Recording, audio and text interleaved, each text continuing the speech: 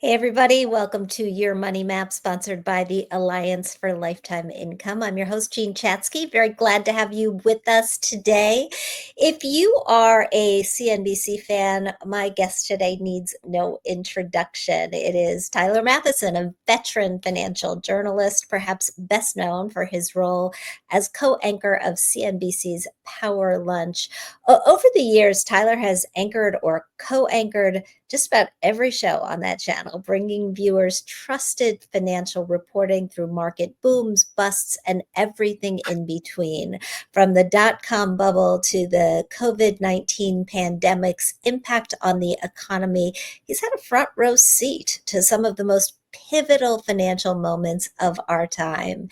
He stepped away from the anchor desk in 2024, and is here to talk about what life looks like after that and how being out of the spotlight has changed his views on purpose, on money, and on the future. We will, of course, also get his take on the economy and his advice for managing financial uncertainty, especially as you approach or enter retirement.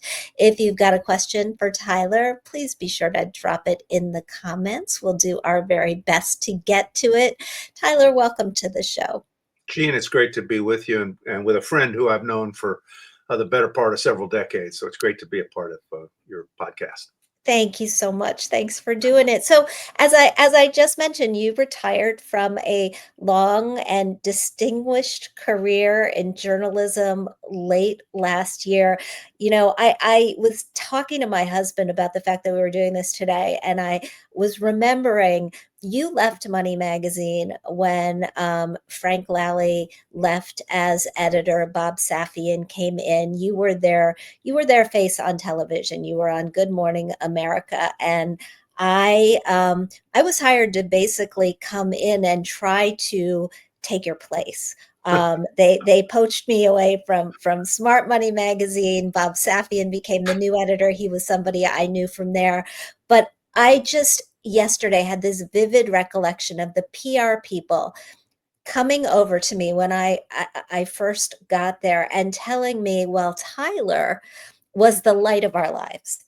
In other words, I had incredibly big shoes to fill, and there was absolutely no way that I was going to do it. So your reputation preceded you Thank you. for a You very filled them and then time. some, and obviously on TV, the Today Show, and throughout. I mean, you did that superbly, I must say. So, Well, so thank you. you fit right into my nice 10.5 sneakers. So what has retirement, if it is retirement, because I know you're very busy, what's it been like for you? Is there anything that surprised you in the last half year or so? Well, I guess, I worked pretty much from the day I got out of college. I started working with Time Incorporated, which is now no more. It was the largest magazine publisher in the world. And at that time, also a book publisher. And I went to work for their books division. And pretty much from the age of 22 until today, and I'm 70, I worked straight through with no break. So I had a place to go every single day, whether it was the books division of Time Inc. or later at Money Magazine and then at CNBC for the last 27 years. And so having more free time and not having a destination every day is an adjustment. When you become habituated to having to be somewhere, having to be on the air at a specific time. I mean, if you're not there ready to go, the train's leaving, man. You're not, magazines were a little more forgiving because you could always go to your editor and say, I need another day to perfect this piece. It's going to be really good if I have another 24 hours. Nevertheless, you had a place to go and be, and so on and so forth. And so setting yourself up independently, as I have, I'm doing some speaking, some moderating of panels. I'm working on a lecture and conversation series with the University of Chicago's Graham School for continuing education. So you don't have a place to go necessarily, but you need to develop work habits that are independently driven, not driven from the expectations of an outside employer. So that's a big change. On the other side, it's wonderful to have the ability to be more spontaneous. In other words, Mhm. I don't have to worry that on Monday morning I need to be in the office and I need to be there for the next 5 days. If I want to go away for a couple of days and visit my son in college, or take a golf trip, or whatever, I can do it, and that's a wonderful freedom. I've also got involved in a couple of charities, so that's fun. That definitely fun. Well, stepping away from work is one thing. Stepping away from the fast-paced world of journalism, I think is something else. And I wonder if you, particularly in the last, well, gosh, it seems like the news cycle's just been on fire for years now, but it feels particularly fraught these days. Are you missing being at the center of that? I, that is a great observation, and I think it's true. I mean, what you miss is being in the newsroom when things are happening on a busy day. And boy, there have been busy days since January 20th. Every single one of them has been uh, a brush fire, a hurricane, days of incredible change, and a remaking of the federal workforce, and all the things that are going on. And last week, for example, at noonish or whenever it was that the spat broke out between the world's richest businessman and the world's most powerful person, uh, I missed it. I wanted Yeah. to be on the anchor desk at that moment. I mean, I'm not going to lie. Those are the moments where you come alive a little bit as a news person, and you listen. People who work on television are a curious combination of generally uh, rather formidable ego and matched with sometimes rather formidable insecurity. But you want to, if you're in that game, you want to be the person who's telling the story on Yeah. that afternoon or that morning, whenever something big happens.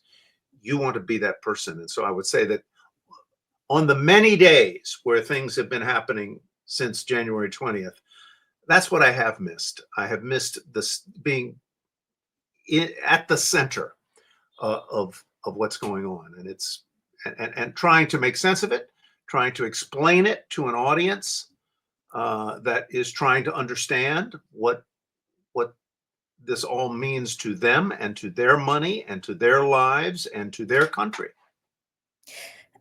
By the same token, I wonder if being away from it has maybe given you a different way to look at things. If your perception is different. I mean, now that we are almost midway through 2025, which I can't even believe, what's your take on the current state of the economy, especially as it relates to the markets and investments? Let me get to that, but first address the first part of your question, which is how does being not in the center of the newsroom and not there day by day, how does it change your viewpoint? And I think it's an important thing. When you are there at the center of a newsroom and you are going to host a show at 1 o'clock or 2 o'clock or 5 o'clock, what is happening on that individual day feels real important, real important and big and urgent. Okay. And if you do not feel that sense of urgency and convey that sense of urgency to your audience, you're probably not performing at your peak. Being away from it gives one in or me the ability to step back a little bit and realize that things are going to play out here over a longer arc of time. It's not all going to get solved this week or this month or this day. The trade spat with China, well, it looks like they've come to some sort of framework agreement under which China will lift some restrictions on the export of rare earth minerals that are so important to American industry and to the American defense establishment. And we're going to allow some technologies, some software, some chip making technology to filter over to China, and presumably there will be some accord on tariffs. But that's not the end of it. This is going to play out, and the economic effects of the tariffs and trade restrictions are going to play out to be solved today or this week. It's going to play out over a period of months, maybe even years.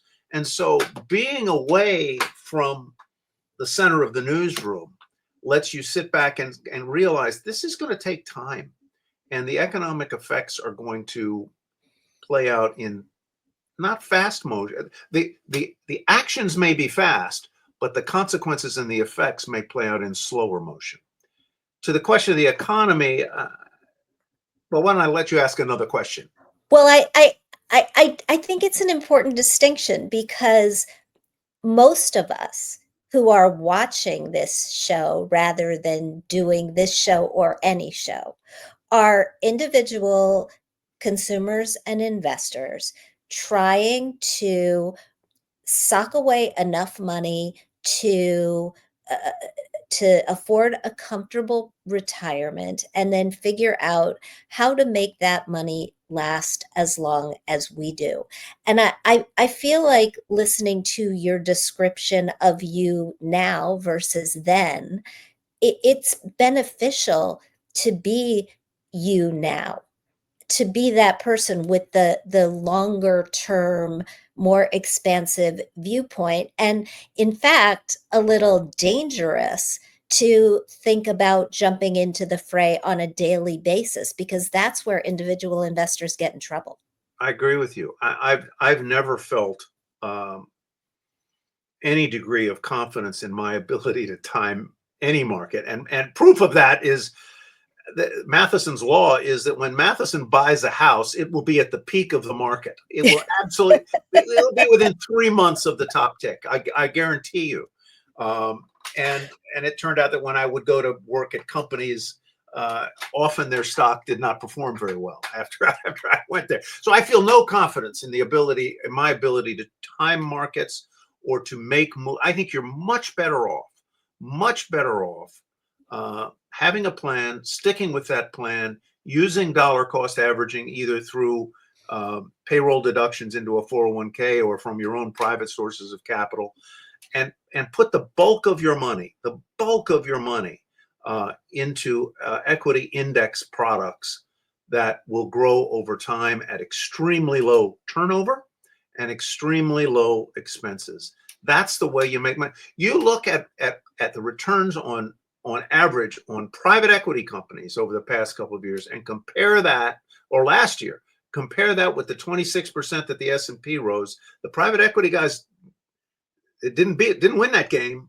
The Mm-mm. S&P, the index investors won that game. Um, and and so I think the thing to do, and I guess I've gotten a little calmer in my older age, with just realizing that you're going to take some dents here. In the financial crisis, my personal wealth went down 40%, or my portfolio wealth went down 40%. But it came back, and it came back reasonably quickly. Um, and now it's healthy. It went down during the pandemic a lot, but Mm-hmm. it comes back. And I think in the long run, um, betting on America, as Warren Buffett says, is probably the right choice for most American investors. We have the deepest capital markets, um, uh, uh, some of the best intellectual property and best companies on earth. There's sure plenty of stuff we can screw up, and we may, but over the long term, I think it's hard to say betting against America or betting on another part of the world, emerging markets, mature markets, is going to be a better place to be. That said, I think that the economy right now is a little vulnerable to a slowdown. Vulnerable to a slowdown because of many reasons that are sort of playing themselves out in the headlines, Yes. um, day by day. Do you think we're in for more turbulence? Do you think that, I mean, it's hard to look at any period of time based on what you just said about the markets coming back and say this time is different. But do you think this time is different?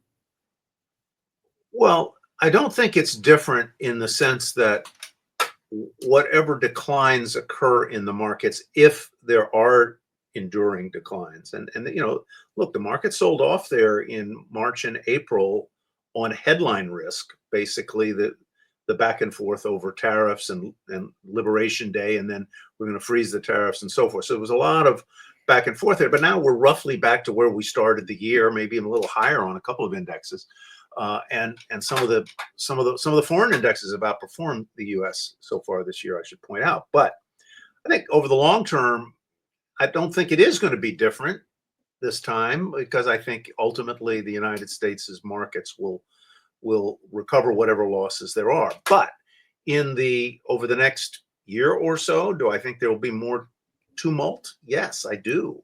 I think that is likely, and I think what we're seeing now in some of the hesitation by business leaders and consumers to spend and invest is a hesitation based on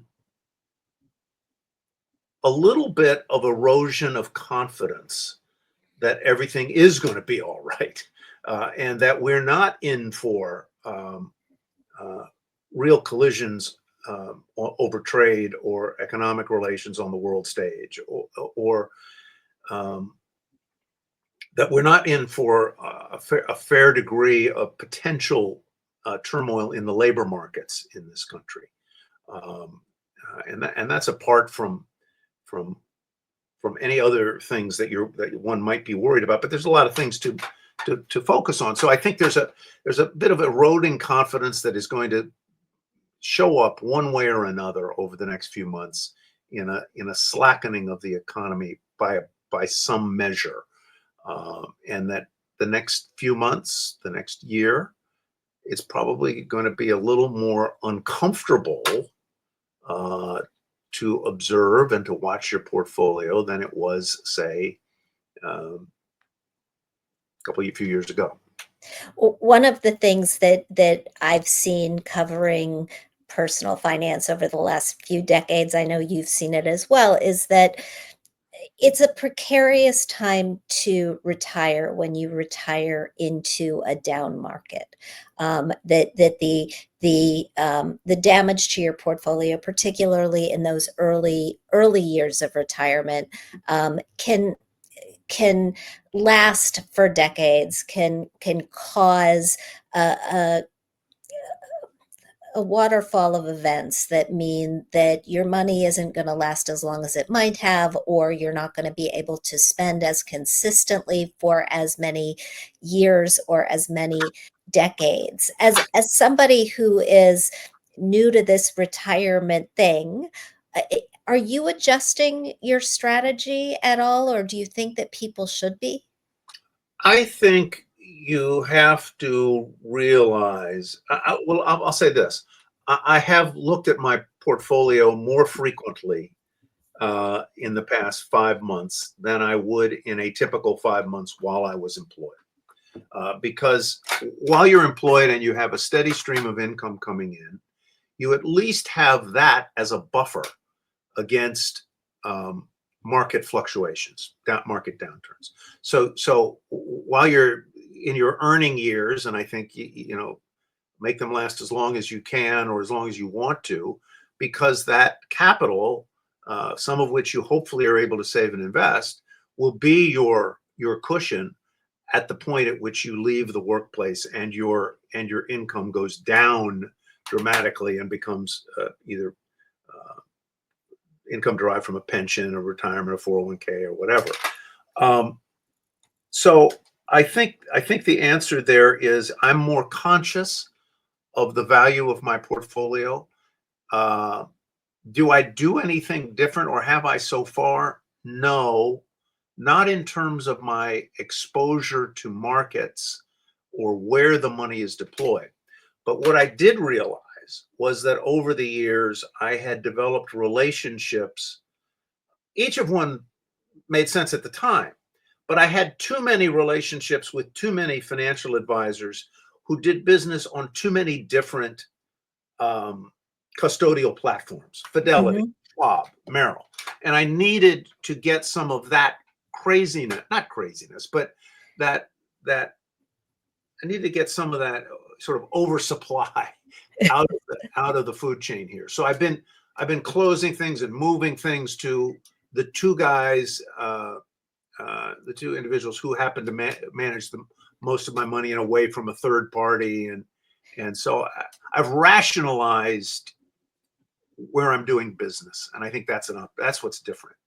I think it's really, really hard. I mean, we tell people rebalance, make sure that your mix is straight. When you've got 5, 4, 6 different accounts, it is really, really Very, hard to keep track very. of the overlaps and just the pure rebalancing exercise. Oh, one of the topics we talk a lot about is lifetime income and the role for lifetime income, Social Security, but also pensions if you're lucky enough to have one, annuities. What are your thoughts on the role of those sources of income for retirees today? I think those sources of income are, if you have access to them, can be absolutely foundational. I mean, the idea that I don't get big pensions, but I do get a pension from Time Incorporated. Me too. Although Yeah. it's not Time Incorporated No, anymore. it's I not don't Time even know Incorporated. who does it come from. It comes from like Warner Music. I don't Yeah, know. it comes from Warner, some Warner connection, and now Warner's breaking up. So who I knows where it's going to come from? But I get one from them, one from the what's left of General Electric, which owned NBC for a good long time. Now my pension from them comes from GE Aerospace for some reason. I am not a rocket scientist, so I have no idea what. And then have another pension through AFTRA, which is a Me too. farmers union. So those are foundational, and I think annuities, so long as you shop carefully, understand how they work, understand what the fee structure is, they can be very, very helpful. And but I think they're a product that you need to really understand and before you take that leap. But the idea of having a steady monthly income uh, to defray sort of the core living expenses is really indispensable. And then the remainder of your investment portfolio, should you be lucky enough to have a substantial portfolio, that can be used for discretionary expenses, the spontaneous trip that you want to take. Obviously, if you have boys or girls who are still in school, you're going to have to find some way to dip into your savings to pay for that. So hopefully you have a 529 plan, which has addressed some of those expenses as it has in my case. Do you find, and I haven't started Social Security, I haven't started pensions, taking pension income at all, but I've been reading about the differences in how people uh, psychologically think of pension, Social Security, other forms of paychecks that they get in retirement versus the money that they're managing in a nest egg, like a 401k or an IRA or a brokerage account. Does it feel different to you, those different income streams? I think it does. I think it does because you realize, hopefully, if the pension provider is stable and solvent, and most are, and most to the extent that they might run into trouble, and some have. They're generally backed up by the Pension Benefit Guaranty Corporation, by insurance. But so I think the idea here is that the pension streams, the fixed income streams that you get from Social Security or a pension or an annuity, are stable and secure. The other stuff, your investment portfolio, is going to go up and down, and with the markets, and it's going to be some years you're like last year, you're going to feel like, boy, I had a good year. So what? You didn't make 26% like the S&P did, but let's say you made 12%, 14%. It's a nice return. And you may find, actually, as a friend of mine said yesterday, luckily, that even with his and his wife's expenditures from their investment portfolio, they still ended up the year with more money in their portfolio than they had at the beginning of the year because of the internal growth in the portfolio. So hopefully you'll be that lucky, and you will find that your savings and investment accounts are more than sufficient to pay for living expenses and may even continue to grow in total over time. But it's hard, and to the extent that you don't have that constant paycheck, which I had for nearly 50 years, that's a change psychologically. And when I left, I got a nice little package, of going away, bye bye tie package from CNBC. But I realized very abruptly that's the last big paycheck I'm going to see in all likelihood. I'm going to do some speaking engagements, and hopefully I'll get paid for some of that. But as a regular W-2 employee, unless I go and become a greeter at Walmart or Home Depot, I'm probably done with W-2 here. And listen, don't put it past me. I've always dreamt that one thing I would like to do is go and work in the men's department at Nordstrom. I like clothes and I like selling clothes, but whatever. That I think that sounds like a fun side hustle. Yeah. As we wrap this up today, I'm wondering if there were a couple of pieces of advice that that you were going to give to somebody who is uh, 5 years out from retirement, or maybe just about to retire. What would you tell them? I would say on the lifestyle question, make sure if you're 5 years out, make sure that you're doing some serious thinking about what you want your post work life to look like. What is the portfolio of activities and engagements that you want and are going to give you purpose? I think the worst thing a person can do is leave the workplace and not have a purpose. And that purpose can be charitable. Purpose can be, you know, building an addition on your house. What it can be any kind of thing, but you need to really think with high intensity and intention. What is my purpose? What is my roadmap going to be? There are lots of programs out there that can help pre-retirees as they navigate that transition. The one I took part in last summer is called Halftime. It was founded by a former cable television magnate named Bob Buford out of Dallas. Halftime. I got a lot out of it. It helped me sort of articulate what it is I want. So on the lifestyle side of it, it is to have a purpose and make sure you start thinking about what it is you want to do with your post-work life that is going to give you intentionality, satisfaction. Maybe it's more time with your loved ones, your spouse, your kids, whatever it is. But you plot it out and write it down. And then on the financial side, I would say that realize that you are probably in your post-life time going to have 25 to 30 years of of good living and time where you're going to be an investor. And so realize that you're going to still need growth in your portfolio. You're going to still need equities in your portfolio. You're probably going to need more than 50% in equities to keep up with the rising in cost of living, and make the bulk of those investments, put the bulk of those investments to work in index-oriented products with low fees, low turnover, and that match the market, and be happy with that. Tyler Mathisen, thank you so much for doing this today. If our viewers want to keep up with you, is there some place you'd send them? I guess I would send them to the Graham School at the University of Chicago and be on the lookout for the program that I'm working with there called Enduring Excellence, where we're going to have people from the world of sport, business, culture, talk about how they have been able to create careers and cultures of excellence over a period of decades. So it's the Graham School at the University of Chicago. That's one place I'll be hanging out a fair amount. Sounds amazing. Thank you. Thanks for Thanks, being Gene. here today.